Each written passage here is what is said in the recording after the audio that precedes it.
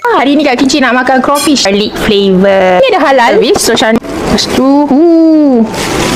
kat atas dia 2. Isi tu boleh tahan.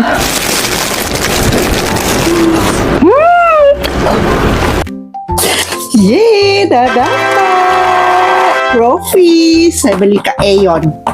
Terima kasih Kak Kimchi bagi tahu. Kalau tidak saya tak tahulah nak pergi mana, lama dah mengidam.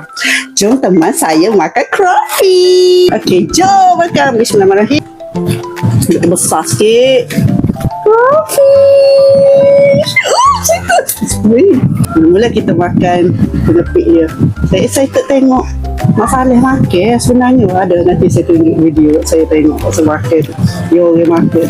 Ada sore tu Allah telionya dia makan.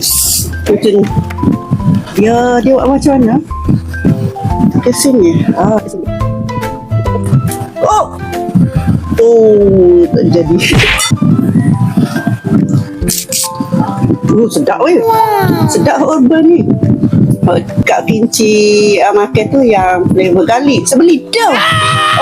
Akbar expired pula dah. Saya beli kat Aeon.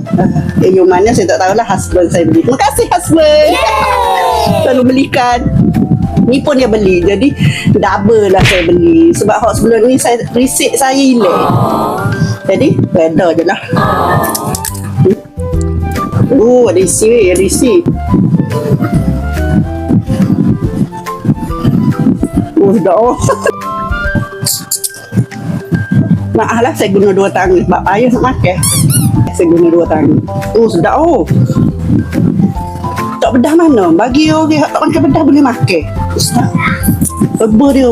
Sedap. Sedap. Harga dia RM38.9 satu kotak. Tarik. Semua. Warna kuning-kuning tu. Sedap. Tak hidup.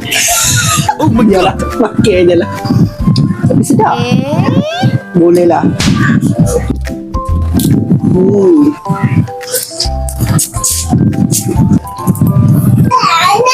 Apa?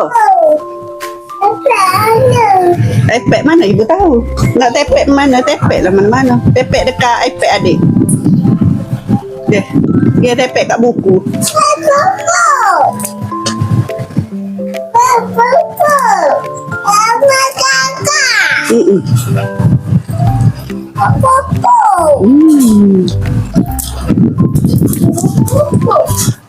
Jangan lupa subscribe, like, komen, share video ini. Terima kasih.